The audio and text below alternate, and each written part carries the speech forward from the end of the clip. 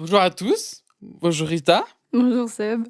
Alors aujourd'hui, on se retrouve pour parler de la deuxième partie de notre thématique, la perception d'un monde qui change. Alors pour rappeler, pour ceux qui ne seraient intéressés que par Barbie et pas Oppenheimer, ce qui est dommage en soi, mais je vous comprends. On ne critique pas.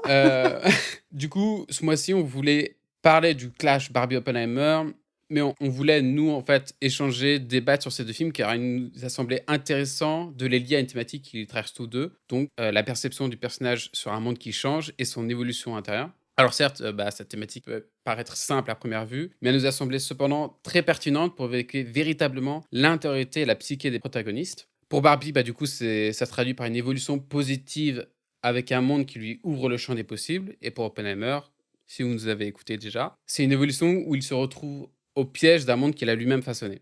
Et donc, aujourd'hui, on va prendre une formule de débat que nous avions déjà adoptée pour le premier film de Nolan. Merde, comment ça s'appelle Inception. Inception, voilà, avec quelque chose de très léger, très informel, mais toujours autour d'une thématique, parce que si c'est trop formel, je chie dans mon froc. Voilà. J'allais dire un truc sérieux, mais après ça passera jamais. Ok. Bref. Donc, accrochez-vous, car c'est l'heure de Barbieheimer. Bienvenue dans Cinematrice.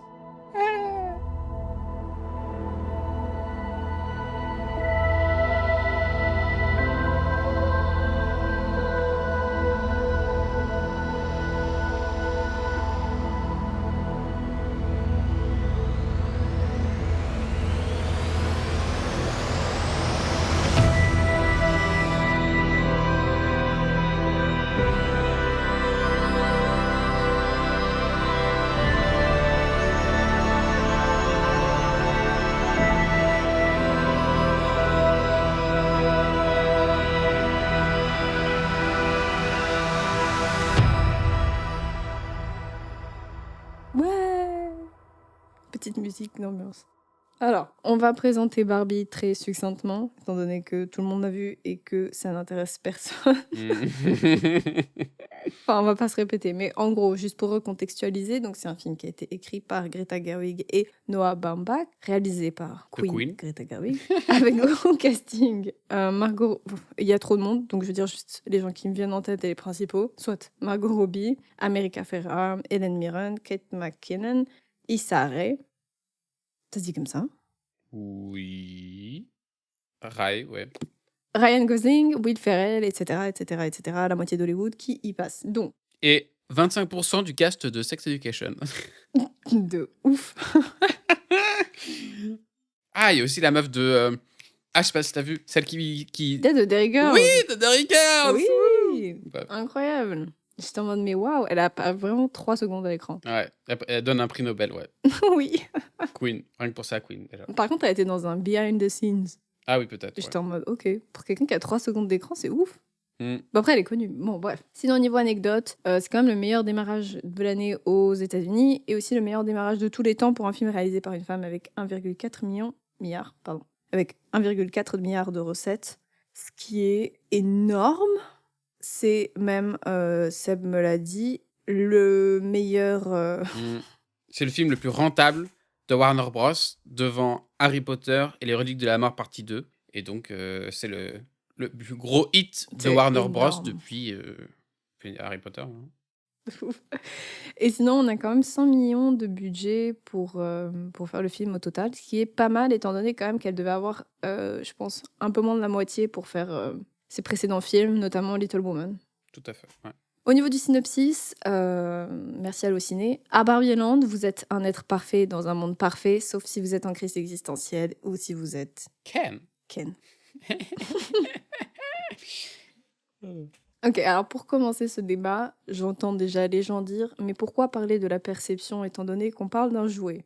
Oui, parce que c'est vrai que le film commence quand même sur un concept lié à un jouet, un objet, quoi, d'une certaine manière, ce qui est quand même très problématique, c'est un objet féminin, bref. Donc c'est quand même un jouet utilisé par les gens, et c'est vrai qu'on se retrouve face à un monde fermé. Enfin, Barbie Land, c'est quand même un microcosme d'une certaine manière, donc on se retrouve dans un monde fermé, dans un monde certes concret, mais quand même très plastique. vraiment en termes plastiques de la matière, mais aussi plastique au niveau de l'apparence. C'est un monde figé, c'est un monde je dirais quand même que c'est peuplé, mais par des coquilles vides de conscience, d'une certaine façon. Bah, après tout, elles incarnent toutes un personnage, à savoir, enfin, 2 personnages, à savoir Barbie et Ken. Et Ken, voilà. Mais c'est surtout, oui, du coup, c'est des répliques. Mais ce que je veux dire, c'est que en soi, tu vois, c'est présenté comme des, on va dire jouets. C'est présenté comme des, voilà, des Barbies. C'est présenté comme des Barbies qui ont toutes des rôles hyper importants. Enfin, Barbie astronaute, Barbie prix Nobel de physique. Bref, elles ont des statuts importants. Oui, voilà. Elles ont une intelligence, elles ont un savoir-faire, sauf qu'en fait, ce que je veux dire par là, c'est qu'elles sont peuplées de, enfin, c'est peuplé d'êtres qui n'ont pas de conscience. Ouais, tout à fait, exactement. Ou dans le sens où elles n'ont pas conscience d'elles-mêmes, elles n'ont pas conscience d'être dans un monde fictif d'une certaine manière, et qu'elles sont dirigées en fait par des enfants. Enfin, elles, les Barbie et les Ken d'une certaine manière. Bah oui, tu sens vraiment qu'elles sont là juste pour incarner quelque chose plutôt qu'être quelque chose. C'est ça. Et vraiment, la voix off de... Comment ça s'appelle déjà? Myrène. Hélène Mirren. Hélène Mirren, elle dit au début, grâce à Barbie, toutes les questions de féminisme et d'égalité des droits ont été résolues. Du moins, c'est ce qu'elle pense à Barbieland. Et c'est vraiment l'idée que vraiment Barbie, elle a été conçue avec cette idée-là, l'idée d'avoir un rôle, d'être un modèle pour toutes les petites filles dans le monde. Mais en dehors de ça, du rôle, du modèle qu'elle transmet, qu'elle transparaît, bah oui, il n'y a pas grand-chose d'autre, quoi. Oui, mais du coup, ce que je trouve intéressant, c'est que la forme du film, elle s'adapte parfaitement à ça. En fait, elle joue avec ce côté plastique, ce côté vraiment enfantin, dans le sens où tout est jeu, donc il n'y a pas de liquide, il n'y a pas de... Enfin, ça, c'est assumé à 100%, ça, je trouve que c'est un des côtés intéressants du film, où on a vraiment tout qui est assumé à 100% dans le cadre Barbie. Style quand elle explique que la Barbie, elle descend pas des escaliers, enfin, elle vole, ou pour atterrir dans sa voiture, ou alors qu'il n'y a pas de liquide, ou alors, en fait, on la voit manger, mais elle ne mange pas. Enfin, c'est très intéressant parce que, justement, on incarne vraiment qu'est-ce que c'est un jouet. Mais du coup, au début, c'est vraiment, pour moi, juste la perception, et c'est même difficile d'utiliser ce terme, c'est juste la perception d'un jouet, d'une certaine manière, qui se regarde même pas vraiment lui-même. Exactement, et c'est limite une meilleure adaptation de Toy Story que Toy Story lui-même. Non. Non, ce que je veux dire, c'est que tu vois mieux l'incarnation de ce qu'un jouet peut vivre, je sais pas, enfin, dans son monde de jouets, plutôt que Toy Story, où c'est vu un peu par un prisme humain, entre parenthèses, je sais pas, peut-être. Bah oui et non. Moi, je trouve quand même que Toy Story fait très jouet, quoi. Rien que les moments, par exemple, où il y a quelqu'un qui arrive dans la pièce et que d'un coup, il tombe en mode de poupée de chiffon. Oui. Tu vois, il y a quand même des trucs, je trouve, ça fait très Oui, perception oui, du c'est jouet. sûr que oui. Sauf C'est que vrai. peut-être tu peux te dire que dans Toy Story, ils ont plus conscience d'eux-mêmes, puisqu'ils ont conscience d'être des jouets, d'être manipulés, Oui. etc. Donc Ouais. c'est vrai que dans Toy Story, ils ont plus la conscience de ce qu'ils sont, alors que les Barbie, elles l'ont pas. Tout à fait. Ça, pour le coup, je suis d'accord avec toi. Ouais. Mais du coup, ce que je trouve intéressant avec tout ça, c'est que on commence sur la perception inexistante d'un objet qui, du coup, est littéralement, par définition, inexistant, dans le sens où il n'existe que en tant qu'objet, mais il n'est pas humanisé, même s'ils sont vivants d'une certaine manière. Parce qu'ils sont vivants juste parce qu'ils sont joués avec par d'autres personnes. Et du coup, on arrive à... Et ça, c'est pour moi tout le cœur et le fil rouge du film, c'est le fait qu'on arrive à un personnage à un moment donné qui est forcé de faire un choix. Vraiment, scène, on va dire hommage à Matrix, pour le coup, mais sans le sérieux de Matrix. Ah oui. Je comprends. Ah, je comprends ce que tu veux dire. Ça avec la chose. Oui, mais de nouveau, tu vois, je trouve que ce que j'aime dans ce film, c'est le fait qu'ils ont vraiment joué la clé. Ils ont vraiment joué la clé du jouet. Yes. Ils ont vraiment joué le truc jusqu'au bout et c'est très assumé. Ça, pour moi, c'est un des bons côtés du film. Donc, tu vois, ils font une scène un peu style Matrix style, en mode il faut renoncer à son ignorance, en fait. Ça dit exactement la même chose pour moi. Il faut renoncer à son ignorance et c'est ça qui... Et c'est cette ignorance, en fait, qui lui permet de rester heureuse parce qu'elle est littéralement inconsciente. Comme on disait avant, en fait, c'est des personnages qui n'ont pas conscience d'eux-mêmes. Donc, inconscient, donc heureux. Oui, tout à vu fait, que, ouais. de toute façon, elle est vide, quoi. Tu remplis avec... Enfin, c'est littéralement... C'est l'essence du jouet. Tu remplis la tête du jouet avec ce que tu veux. Exactement. Mais par rapport à toi-même, par rapport à ton imagination, par rapport à ce que tu as envie qu'il se passe en tant que personne qui utilise ce jouet. Et donc, plus même encore le fait juste que ce soit des jouets qui soient utilisés par des enfants, ou des adultes, bref. C'est aussi quand même l'idée qu'il y a derrière eux toute une compagnie, et donc c'est là qu'intervient la compagnie de Mattel, dont le patron, le CEO, est joué par Will Ferrell, qui en fait les crée. et qui les met sous boîte si ça les arrange. Sauf qu'en fait, une fois qu'elle renonce à son ignorance, et ben en fait, Barbie, elle est plus vide. Et c'est ça que je trouve plutôt intelligent dans la manière de fonctionner. C'est qu'au début, on a un personnage qui a une perception qui est inexistante, parce qu'on a un personnage qui est vide. Et petit à petit, c'est un personnage qui se remplit à travers les péripéties du récit. Soit le fait que, par un moment donné, elle va dans un autre monde qui, en fait, lui permet de se remplir avec des choses qu'elle n'a jamais vues avant. Donc, en fait, elle se remplit de souvenirs, d'une certaine manière, d'autres personnes, avec, par exemple, cette vieille dame à l'arrêt de bus, avec tous les concepts, en fait, sociaux aussi, style le patriarcat, avec aussi les idées d'autres personnes, style le personnage de Sacha, qui lui fait quand même une tirade sur pourquoi toute l'existence de Barbie est problématique. Bref, donc en fait, c'est un personnage qui petit à petit va se remplir. Et une fois qu'elle est plus vide, en fait, il y a une impossibilité de rester à Barbieland, puisque en fait, elle est devenue consciente. Donc elle a acquis pour moi une forme d'abstraction qui fait qu'elle ne peut plus être en cohérence avec un monde qui est en fait un monde figé, plastique et vide. Bah, oui, mais je trouve qu'elle se remplit déjà bien plus tôt dans le récit, à savoir passer la scène d'introduction, hommage à 2001, passer Mhm. l'exposition de l'univers concrètement. Bah là, tu as le élément perturbateur Ouais. où elle se met à avoir des pensées morbides et le lendemain matin, bah, c'est là où Barbie se met à remplir de quelque chose qui n'est pas censé être là, à savoir, bah, des sensations. Enfin, Oui, mais c'est pas les siennes, les pensées. bah, oui, mais elle ressent dans sa chair. Enfin, typiquement, elle se réveille avec, bah, de nouvelles sensations avec notamment l'haleine du matin, l'eau froide, le mauvais goût du lait, les pieds plats, enfin, limite, elle se sent carrément perturbée et c'est comme si c'était un personnage qui n'avait aucun sens et du jour au lendemain, elle venait à acquérir des sens. Bon, qui la perturbe totalement Je et suis qui, moi, me d'accord. rappelle un Ça, peu les perturbations que peuvent ressentir, que tous les gens à l'adolescence, quoi. Donc c'est déjà à cette étape-là, voilà, un début de changement où elle se met à remplir de trucs humains, quoi. ah, je suis d'accord. C'est vrai que ça commence par la sensation, dans le sens où c'est un être au début qui n'a pas de sensation. Même on le voit, ils sont tous comme ça. Par exemple, Ken, au moment où il se blesse, il est là, j'ai mal, j'ai mal, j'ai mal. Bon, on lui dit t'es guéri, il est guéri, quoi. Bah oui, rien Donc en n'est fait, il n'y a pas cassé et vraiment tout, de... oui, Voilà, voilà, il y a pas de sensation, ouais. il n'y a pas de sensation. Donc je suis d'accord que Barbie, ça commence avec des sensations. C'est ce que tu expliques. Elle tombe, bah, elle se fait pas mal, mais elle tombe, pied plat, chose qui fonctionne plus. Enfin, dysfonctionnement au niveau même du goût, comme tu disais, où ça n'a plus le... Enfin, c'est périmé, quoi, ça fonctionne plus. Donc ça, je suis d'accord. Mais les pensées qu'elle a, pour moi, c'est quand même pas ses pensées à elle, d'une certaine manière. En tout cas, au début, ça ne l'est pas. Au début, effectivement, ouais.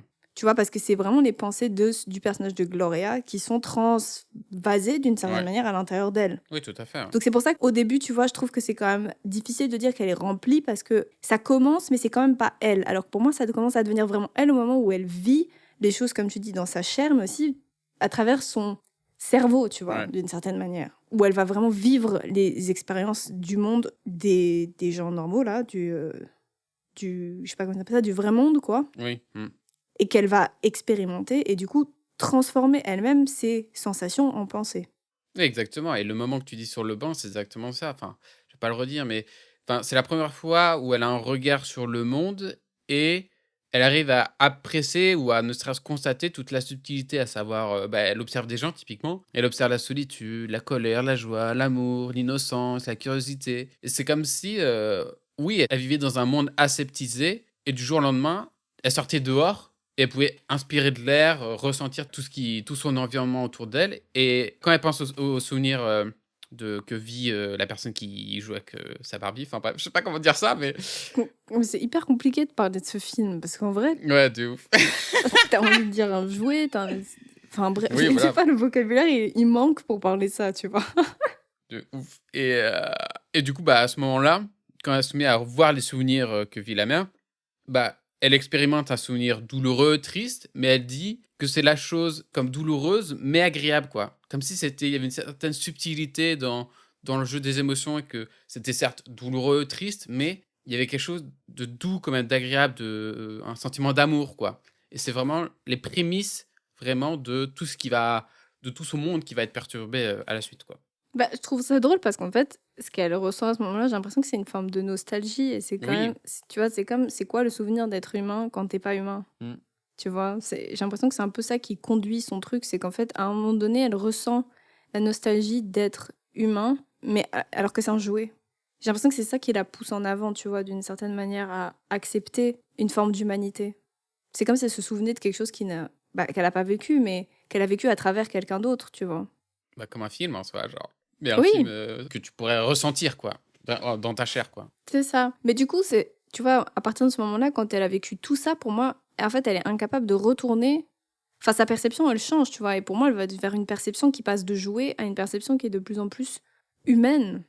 Malgré le fait qu'elle reste un jouet, parce qu'en fait, pour moi, elle atteint une forme d'abstraction dans ce qu'elle est ou dans ce qu'elle est capable de ressentir, de penser et tout. Et c'est pour ça, pour moi, qu'elle peut pas rester dans le monde des Barbie, parce qu'en fait, elle n'est plus en harmonie avec la plastique de la chose, tu vois.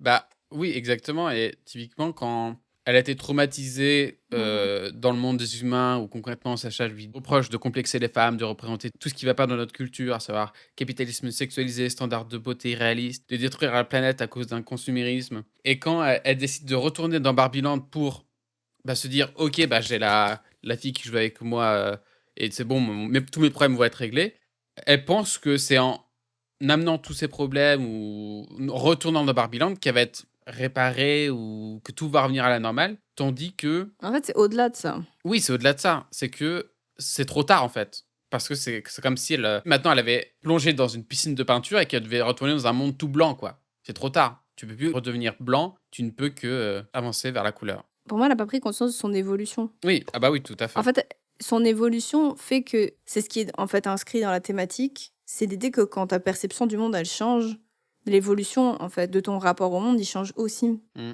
Et elle, en fait, c'est ça qu'elle veut éviter, c'est qu'en fait, sa perception du monde change parce qu'elle a vécu des choses, mais en fait, normal, hein, c'est vraiment le récit du héros de Joseph Campbell, c'est la même idée, c'est qu'en fait, tu vas vivre plein de trucs à partir de ce moment où tu as vécu plein de choses et que tu as évolué, donc ta perception de toi-même, du monde, etc., a évolué, tu es incapable de retourner dans le monde ordinaire de la même manière. Sauf qu'elle est même plus capable de retourner et de rester à Barbieland. Parce que le monde est trop vide, donc elle est obligée de retourner dans un monde des humains. Enfin, de retourner. Bah, c'est ça. Et en fait, même quand elle retrouve une certaine enfin, typiquement, elle arrive dans le monde de Barbie, elle s'aperçoit qu'elle a aucune valeur dans ce monde-là.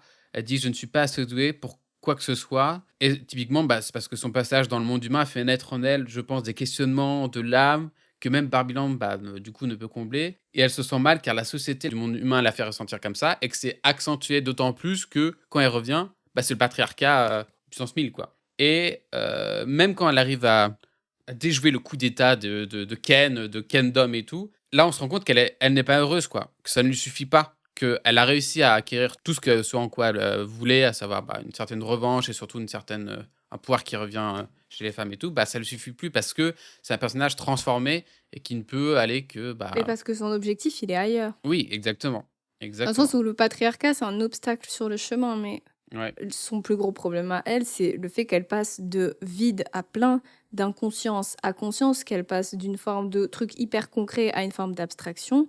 Et en fait, qu'elle passe de la dépendance d'être jouée, enfin, c'est un jouet qui est utilisé par d'autres personnes, à en fait l'indépendance, dans le sens où elle ne veut plus être rattachée à d'autres personnes de cette façon-là. En fait, elle devient humaine, mais surtout, moi, j'ai l'impression qu'elle devient responsable de ses propres émotions, de ses choix, surtout de ses actions, en fait, et de son mouvement, d'une certaine manière. Et forcément que ça, pour moi, c'est quand même lié à l'abstraction, parce qu'on a quelque chose qui arrive de presque métaphysique, dans le sens où, quand même, c'est un personnage qui commence sa quête. Enfin, l'élément déclencheur de sa quête, c'est quand même une pensée métaphysique dans un monde qui est hyper physique. De ouf. C'est un truc où elle commence par penser à la mort, en mode tout ce qu'elle peut pas avoir, en fait. Parce qu'elle est donc coincée dans un truc d'éternité physique et plate, d'une certaine manière. Tu parles de métaphysique et de choses physiques et tout. Et c'est vrai que, en fait, quand Barbie, elle aide Ken sur le chemin de la quête d'identité, et moi, je trouve que Ken, il est là juste pour aider Barbie, j'ai l'impression. Malgré lui. Et en fait, quand Barbie, elle l'aide sur le chemin de la quête d'identité, elle réalise elle-même qu'elle est un peu dans la même situation, à savoir qu'elle n'est pas définie par la relation dans laquelle elle n'est pas définie par sa maison, sa vision, ses vêtements. Et en fait, comme Ken, toutes les choses qu'elle croyait qu'il la définissait, ne la représentent pas vraiment. Et du coup, à la fin, Barbie a dit: «Je n'ai plus l'impression d'être Barbie». Et c'est vrai, car Barbie, en fait, ici, du coup, elle n'est plus définie que par ses accessoires, sa tenue, son travail, enfin, comme un jouet, quoi, qui a plein de goodies, on va dire. Parce que Barbie, en fait, elle s'est libérée de tout ça, vu que ça la définit plus. Et d'ailleurs, ça marrant, c'est que à ce moment-là, dans le film, elle ressemble plus à une humaine, de par son apparence, qu'à une Barbie, parce qu'elle a une robe jaune, elle a une coupe beaucoup plus casual, enfin, je sais pas, beaucoup plus normale, on va dire. et elle a plus ces costumes très roses ou très colorés, très joués. Et c'est marrant parce qu'à à la toute fin, notez ici le changement de sémantique, elle dit plus: «Je n'ai plus l'impression d'être Barbie», elle dit: «Je ne suis peut-être plus Barbie». Mhm. Donc c'est comme si elle avait déjà dépassé sa condition de Barbie pour être quoi au final?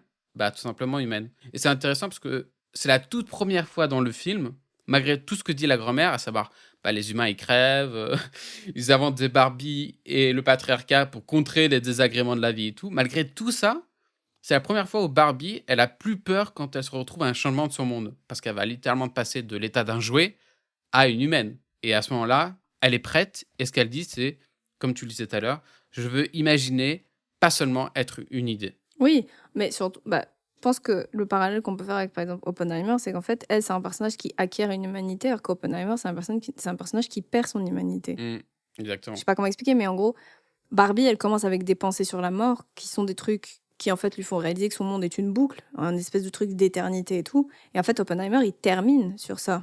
Il termine, en fait, avec la mort, tu vois. En fait, ils ont un chemin qui est complètement opposé. Dans le sens où lui, il finit quand même par dire « Je suis devenu la mort, le destructeur des mondes ». Oui. Oui, il est devenu l'équation de l'anti-vie et elle, c'est l'équation de la vie, limite. Sauf que lui, c'est un instrument, en fait, à la fin. Mmh. C'est un personnage qui est utilisé Ouais. par l'État, par les militaires, par le gouvernement. Et en fait, lui, il devient... Oui, il devient un jouet, quoi. Une marionnette. Non, pas vraiment. Il devient un pion dans l'échiquier, tu vois. Et en fait, Oui, voilà. plus il avance, plus il devient un pion dans l'échiquier de la politique, d'une certaine façon, et de la science. Et en fait, ça devient en fait un personnage historique figé. En fait, ça devient un homme dans un livre d'histoire. Ouais. Alors que elle a, pour moi, elle a la démarche inverse, où en fait, elle passe de jouet historique, avec toute la renommée qui va avec, hein, bonne, mauvaise, peu importe. Elle passe de jouet historique à une figure qui devient humaine. Mais tout ça, les deux films sont quand même rythmés par l'élément déclencheur de la mort, d'une certaine façon. L'élément déclencheur des deux personnages, ça reste la relation à la mort et à l'après.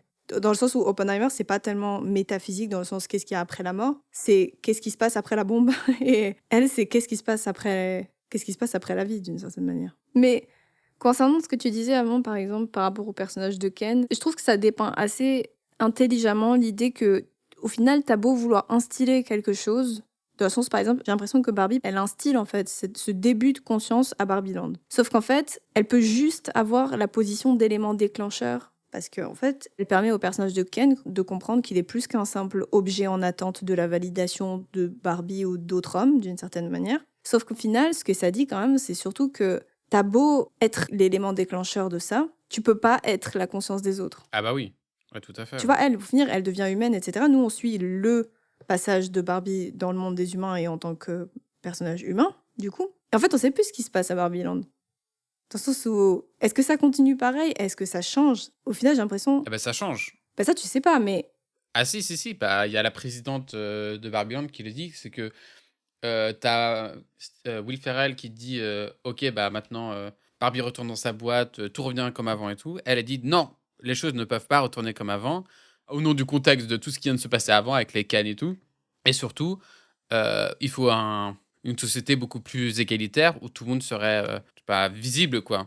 Et t'as la meuf qui était la Barbie cassée, toute pétée, toute destroy, qui se retrouve à la gestion des déchets parce que c'est son rêve et tout. Donc non, oui. Ça change socialement, ça ne change pas au niveau des consciences. Bah si, parce que ils ont... Bah non, parce que sinon ils pourraient pas vivre à Barbieland et que Barbieland Bah, deviendrait le nouveau monde, tu vois, le nouveau vrai monde, là. ce que je veux dire, c'est qu'ils n'ont pas un cas de conscience aussi important que Barbie, mais c'est un cas de conscience qui leur permet tout de même de remettre en cause leur place dans leur monde à eux. Donc bien sûr, c'est pas aussi grand au point d'en sortir et d'incarner une personne, mais C'est ça. c'est vraiment une remise en question du ma place dans ma société à moi et ma relation que j'ai avec les autres individus. Et rien que ça, bah, c'est une win. Oui, mais ce que ça veut dire aussi, c'est qu'au final, ça dit que c'est un travail de fond qui doit être effectué par soi-même, la prise de conscience, tu vois, Ah oui, bah et oui. qu'en fait, personne ne peut le faire à ta place. Et en fait, dans Oppenheimer, j'ai l'impression que ça se fait quand même autrement, tu vois, cette idée de prise de conscience. Parce que forcément, quand tu as ta perception qui change et ton rapport au monde qui change, tu as forcément une prise de conscience à un moment donné. Et dans Oppenheimer, je trouve que c'est un peu différent parce que on a un personnage qui est hyper candide au début sur les intentions des autres face, par exemple, à son invention, et en fait, qui se prend une claque au moment où il prend conscience des plans des autres. Oui, c'est parce que c'est les événements qui le plient à penser différemment, enfin, c'est les actes qui le soumettent à changer sa manière de penser, sa manière d'être et tout, et cetera. Là où Barbie, c'est elle qui est moteur. Oui, mais sauf qu'au début, ça dépend parce que Oppenheimer, c'est quand même un personnage qui commence par l'action et le désir de découverte, tu vois, pour terminer enfermé dans sa propre tête. En fait, Barbie, elle commence quand même enfermée dans sa coquille vide de conscience. Et tu vois, elle refuse, par exemple, de vouloir changer parce qu'elle refuse la pilule bleue, pilule rouge, là, tu vois, version sandales, chaussures. Elle refuse ce truc-là, tu vois, au début. Elle est moins drivée par cet élan de découverte, alors que, par exemple, Oppenheimer, où il est plus dans ce cas-là, tu vois. Bah, en fait, elle est drivée par la peur au début, chose qu'Oppenheimer, il est drivé par l'espoir, la découverte, enfin, que des émotions positives, quoi. Voilà, et c'est vrai que elle, au final, en fait, elle finit par avoir le mouvement inverse, dans le sens où elle finit par sortir du vide pour aller vers la découverte du monde et la découverte de soi, alors que lui, il s'enferme. Exactement. Mais parce que le monde l'enferme aussi. Bah, c'est un double mouvement. Pour moi, si le monde aussi s'ouvre pas à toi, c'est difficile de t'ouvrir au monde. Je pense que le mouvement, il est réciproque aussi, tu vois, d'une certaine manière. Si t'as un monde qui est hostile à toi, je pense que c'est difficile d'arriver et de t'épanouir dans ce monde-là. Oui, en effet, effectivement, c'est vrai pour Oppenheimer, dans le sens où lui, il a toujours plaidé pour une régulation des armes atomiques à l'échelle mondiale, à l'échelle de l'ONU et tout, mais il a été ostracisé par son propre pays, par la propre administration politique de son pays, pour le sortir hors jeu d'une certaine politique des armes nucléaires et tout. Et du coup, oui, c'est le monde, lui, qui l'a contraint à être réduit au silence, quoi. Oui, alors que Barbie, tu vois, c'est quand même une évolution plus positive dans le sens où déjà, elle commence pas sa vie seule. Tu vois, elle est quand même accompagnée par Gloria, par sa fille, par le père de la fille, tu vois. Enfin, le mari de Gloria. Tu vois, il y a un Ouais. truc où tu commences pas ta vie tout seul d'une certaine manière. Elle est accompagnée, elle est aidée, tu vois. Ah oui, elle a accompagné, ouais. Et surtout, il y a un truc que je trouve quand même assez spécial, c'est que un des premiers trucs que tu vois quand elle rentre dans le monde des humains, c'est qu'elle dit à ces gars qui lui font du rentre-dedans, tu vois. Elle leur dit, j'ai pas d'appareil génital. Ouais, j'ai pas de vagin et lui n'a pas de pénis. Et sauf qu'à la fin, tu vois, en fait, le film se termine quand même sur l'idée que elle va chez une gynéco. Ouais. Et je trouvais assez spécial l'idée de terminer. Tu vois, en fait, c'est comme si. Il y a quand même une caractérisation du fait qu'à un moment donné, être humain, c'est quand même passé par le corps, mais surtout la capacité de reproduction ou pas, d'une certaine façon. Parce que toi, tu remarques que les Barbies, elles sont incapables de se reproduire. Du coup, elles sont créées par Mattel. En fait, ils les mettent dans des boîtes, etc. et tout. Sauf qu'en fait, il y a quand même un truc. Je sais pas trop. C'est assez spécial. Je me demande pourquoi. Pourquoi ce choix de fin? Bah, c'est sûr que moi, la première idée qui m'est venue en tête, c'était en mode: «Ah oui, mais ça définit l'humanité que par l'appareil reproducteur ou que par le sexe». Mais après, je pense que c'était la dernière étape de l'acquisition de son humanité. Vu qu'elle avait déjà l'humanité en termes d'esprit, il manquait l'humanité en termes de corps. Ouais, c'est possible. Et peu importe, n'importe qui sur terre, on a tous, ouais, des appareils génitaux, quoi. Donc c'était la dernière perle du collier, de l'acquisition de son humanité. En tout cas, dites-nous ce que vous en pensez, sur cette, dernière scène. Ouais, je sais pas. Moi, ça m'a un peu perturbée parce que je comprenais pas trop pourquoi ce choix en particulier. Mais bon, pourquoi pas, hein, écoute. Mais on voit qu'elle porte des sandales, en tout cas. Ah Elle oui. porte les sandales allemandes, là. Donc elle a choisi la pilule, rouge, bleue. C'est Je crois laquelle que la c'est la bonne? pilule rouge. Il me semble, ouais, c'est la rouge. Je sais plus. Mais du coup, quand même, malgré tout ça, enfin, je trouve que le film parle bien de la thématique. Enfin, en regardant le film, en essayant de comprendre les démarches narratives, cinématographiques, je trouve que ça en parle bien. Mais Toutefois, oh là, ça y est. je trouve quand même que, pour moi, les gens qui ont aimé le film, ou alors les acteurs ou Greta Gerwig, par exemple, quand ils en parlent, je trouve que c'est quand même plus intéressant que ce que le film m'a laissé comme impression après le visionnage. Ah ça y est, ça commence. C'est un débat, hein. Dans le sens où, pour moi, malgré tout ce qu'on a dit, je trouve que en fait, ça s'arrête quand même à une forme de superficialité du sujet. Oh la vache. Dans le sens où, quand même, pour aller chercher ce qu'on a pu dire sur le film, moi, je l'ai pas sorti comme ça tout de suite. Et j'ai quand même dû m'arrêter sur le film pour aller gratter derrière le film. Et aussi, j'ai écouté quand même Greta Gerwig parler sur les motivations premières de son personnage, sur ce qu'elle voulait transmettre comme idée, etc. Et je trouve qu'on va pas assez profondément dans les idées pour pleinement les mettre en avant. Et je trouve que le tout, d'une certaine manière, il est un peu perdu et distillé dans trop de désirs de mise en scène qui sont cool. Hein. Moi, j'aime bien les scènes de danse, les scènes d'humour, même les scènes hyper Barbie au début avec vraiment le côté joué, comme on disait. Sauf qu'en fait, pour moi, ça devient trop difficile à gérer et c'est trop difficile de trouver un équilibre en fait quand on veut mettre des idées aussi profondes dans un film et qu'en même temps, t'as un casting qui est géant, t'as une voix off, t'as des musiques, t'as des décors extravagants et imagine, tu dois prendre tout ça pour le gérer hyper intelligemment, l'utiliser intelligemment et en plus, t'as des impératifs qui sont quand même liés au fait que c'est un jouet de base. Et que du coup, ils doivent rendre des comptes à Mattel, ils doivent rendre des comptes à la prod, comme tous les films, tu vois. Après, la prod, elle est assez contrôlée, vu que c'est Greta et Ouais. Margot Robbie qui produisent le film. Ouais, mais la Warner, elle laisse pas quand même Greta faire ce qu'elle veut, ni Margot Robbie. Donc, Oui. pour moi, ils rendent quand même des comptes à la Warner d'une certaine manière. Et aussi le fait qu'ils doivent rendre le film quand même un peu accessible aux enfants et adolescents. Tout à fait. Et donc, je trouve qu'il y a trop de choses. C'est cool parce que c'est l'essence du blockbuster d'une certaine manière. Enfin, c'est l'essence du gros film hollywoodien, tu vois, avec du budget, etc. En fait, ça répond à la première demande de ce genre de film. Sauf que pour moi, l'essentiel, il se perd de vue aussi, d'une certaine manière. En fait, c'est un dommage collatéral et pour moi, c'est super difficile de faire les deux. Et je pense que tout n'est pas utilisé à sa juste valeur et ça fait pour moi un scénario quand même un peu mou, un peu trop classique, un peu trop prévisible. Ok. Et donc ça a cassé un petit peu quand même mon parcours émotionnel avec le personnage. J'étais trop dispersée. Ok. Alors, moi pas du tout. Non, je plaisante. Non, mais comme Oppenheimer, pour avoir vu le film une 3e fois, Oh my god. parce que je sais que ça à foutre, le film m'a suffi. Tout comme Ken is enough, the film is enough. Pour moi, le film m'a suffi, dans le sens, et ça m'a vraiment frappé à la 2e et surtout au 3e, où tout était brillant. Vraiment, avait sa place, tout avait un sens, comme si c'était le petit poussé qui semait des trucs pour arriver au pain à la fin. Tout a une place, bon, sauf il y a une scène, mais je vais en parler. Ouais, tout est au bon endroit, tout a un sens, tout a une signification. Et ça me va. Et ça me va vraiment. Bon, après, moi, je trouve qu'il y a une scène qui, je trouve, est un peu trop artificielle, où tu es en mode, bon, voilà. C'est la scène de course-poursuite de Barbie dans les locaux de Mattel, ou dans les bureaux carrés, où j'étais en mode, bon, ok, ils voulaient faire un truc en mode Looney Tunes, mais je trouvais la scène un peu trop artificielle. Je voyais l'intention plus que le résultat. Et bon, à part ça, vraiment, pour moi, c'est une perfection. Et pour moi, non, j'ai pas du tout ressenti le besoin, à aucun moment de mes 3 visionnages, avant ou après, le besoin d'en apprendre plus sur le film. Parce que, en fait, tout ce que m'a donné le film à manger, il m'a rassasié. Et tu parlais le fait que le film a aussi comme ambition d'être un film pour enfants, adolescents, voilà, de répondre à une certaine. Non, d'être accessible, pas d'être pour. D'être accessible, oui. Ok, d'être accessible et tout.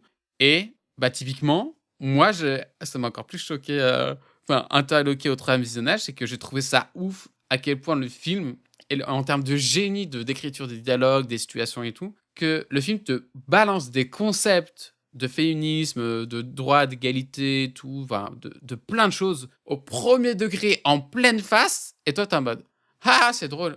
Wait, what? Attends, elle a raison, en fait. » Et à chaque moment du film, je me disais ça en mode, peut-être pas à chaque moment, mais à énormément de moments, je me disais, le film est intelligent dans ce qu'il raconte, la manière dont il raconte, et ça l'enrichit Oui, encore mais plus que, je sais pas, un truc beaucoup plus bateau. je remets pas en cause le fait que ce soit intelligent ou pas. Hein. Enfin, Greta Gerwig, j'adore. Donc je pense que c'est une auteure qui est très intelligente et qui a parfaitement compris et qui maîtrise parfaitement ce à quoi elle touche. Il y a clairement aucun doute là-dessus. Mhm. Mais même par exemple, et bon, je sais que plein de gens vont pas être d'accord, mais même par exemple, le monologue qu'elle fait Gloria quand ils sont là chez Weird Barbie, pour moi, ça reste un monologue cliché. Parce que ce qu'elle dit là, tout le monde le sait, tu vois. Et en fait, pour moi, j'aurais aimé que ça aille plus loin là-dedans d'une certaine façon. Bah oui, mais non. Tout le monde n'est pas tous, j'ai l'impression. Bah, t'as toujours les gens qui vont arriver en mode non, c'est faux, etc. et tout, mais je pense que ça, d'une certaine manière, on en a conscience. Enfin, pour tous les gens qui, quand même, se sont intéressés à un minima au féminisme, je pense qu'on en a conscience, tu vois. Bah oui. Mais justement, c'est parce que t'es intéressé à ces questions-là. mais à toutes les personnes qui ne le sont pas. Ce qui, pour nous, est un poncif en mode, bah oui, ça on le sait et tout, le paradoxe du patriarcat et tout, enfin voilà, de tout ce qu'on demande aux femmes et toutes les attentes qu'on leur demande et les attentes contradictoires que cela soulève. Tous ceux qui sont au fait de toutes ces questions-là, ils le savent. Mais je pense, et c'est pas déconnant, qu'il y a plein de monde qui ne sont pas au fait de tout ce qu'elle dit là. Et que, bah, pour certaines personnes, ils se disent, ah ouais, elle a peut-être raison, il y a peut-être un truc qui va pas. Et pour nous, c'est évident, mais pas pour tout le monde. Oui, ok, soit, maybe, je sais pas, je suis pas dans la tête de tout le monde. On va partir du principe que tout le monde ne sait pas. D'accord. Sauf que je trouve quand même que, même comme ça, c'est un monologue qui fait, je sais pas, peut-être quoi, 2 minutes. Elle doit parler pendant 1 minute, 1 minute 30, je sais pas. Où elle balance des trucs. Donc certes, oui. Sauf qu'en fait, moi, j'aurais peut-être trouvé plus cool d'avoir ces concepts qui soient pas juste dits, mais qui soient en fait plus illustrés d'une certaine manière. Pour moi, le film, d'une façon, il a un truc un peu de je dis plutôt que de montrer. Parce qu'il y a trop de concepts, en fait. Il y a trop de choses qui veulent être abordées.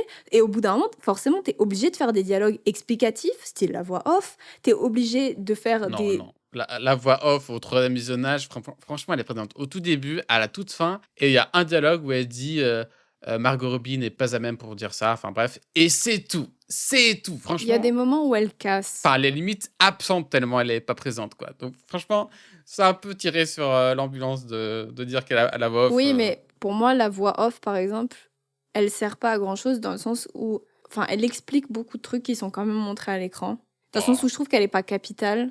Et personnellement, moi, je trouve qu'il y a beaucoup de... Je dis parce qu'il y a trop de concepts que je veux aborder et j'arrive pas à tous les montrer dans le film parce qu'en fait, il y a trop de choses. Pour moi, il y a quand même une exubérance de concepts, de volonté, de désir cinématographique, narratif, etc. Et je trouve ça génial parce qu'en soi, je vois pas pourquoi on devrait toujours se limiter à une seule chose, tu vois, ou un seul point de vue ou quoi. Je pense qu'on peut faire des œuvres incroyables en abordant beaucoup de concepts.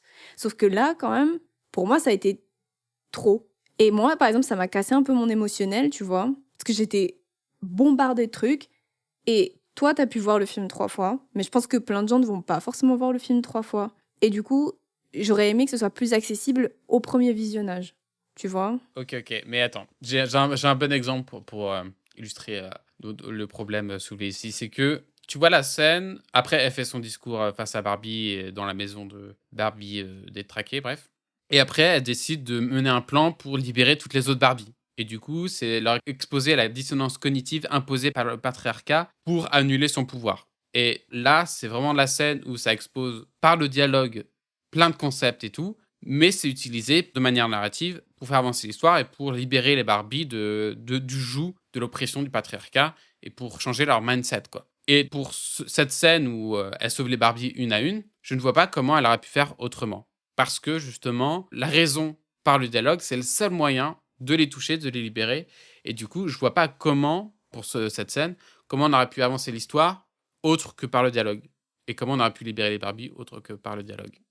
Oui, mais justement, pour moi, le scénario, des fois, je trouve qu'il est un peu trop classique, tu vois, parce que je dis pas que le film est mauvais ou quoi, hein, c'est pas l'idée, je pense des fois le scénario est un peu classique, du coup, t'arrives à des stratégies où t'es obligé de dire pour montrer. Moi, j'aurais trouvé plus intéressant de voir ces concepts plutôt que de les dire. Je trouve que par exemple, un film comme, tu sais, je sais que c'est pas comparable, mais par exemple, un film comme Little Woman montre ça. C'est pas dit, c'est montré. Et l'impact émotionnel, il est beaucoup plus puissant. J'ai pas l'impression d'avoir un livre qui m'explique des trucs. Je vois ça incarné par les personnages. Émotionnellement, je fais le chemin avec eux. C'est totalement différent. Sauf qu'en fait, moi, ça m'a cassé mon émotionnel dans le sens où, en fait, le film m'a laissé un peu neutre face à ce qu'était le parcours émotionnel du personnage. À part la scène à la fin où elle décide de devenir humaine, où tu sens vraiment que cette scène, elle est dédiée à ça et qu'elle est clé dans l'émotionnel. Le reste du temps, c'était...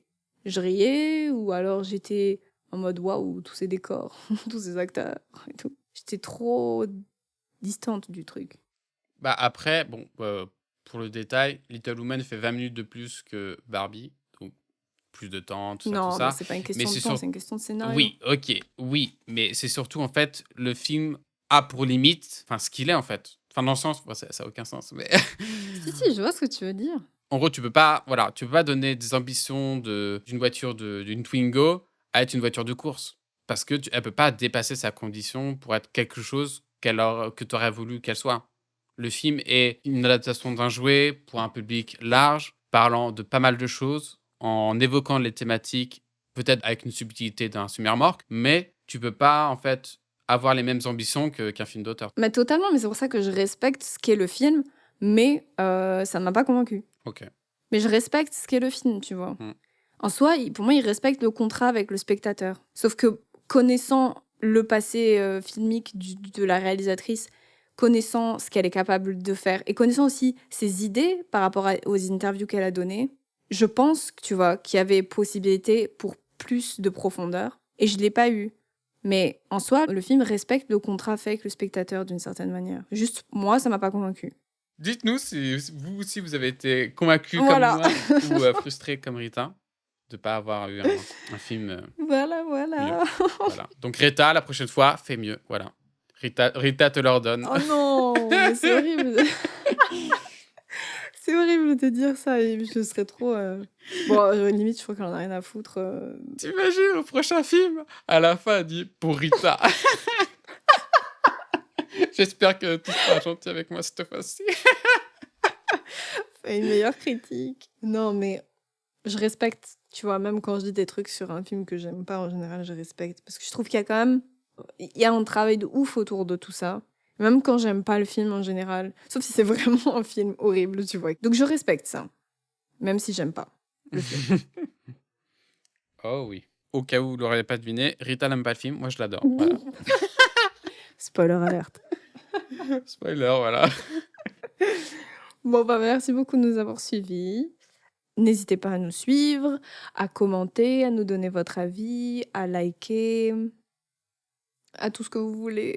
Genre, nous, on est toujours ouverts à la discussion et on a envie de communiquer avec des gens qui écoutent aussi ce qu'on fait. Voilà. Parce que là, on a l'impression qu'il y a des bots qui nous écoutent. Donc, Des bots. Comme Barbie, incarnez votre humanité. Montrez-la. Horrible. Voilà. Et merci à tous. Merci.